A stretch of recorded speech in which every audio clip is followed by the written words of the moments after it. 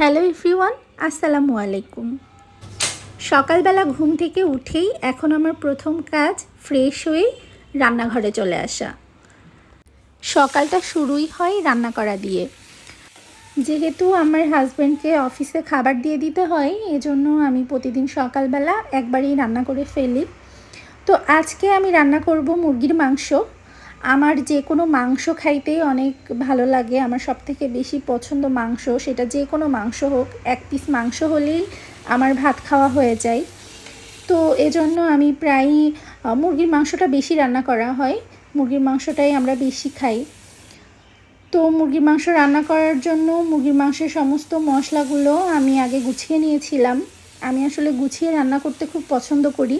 আগে থেকে সব কিছু গুছিয়ে তারপরে রান্না করি আমি।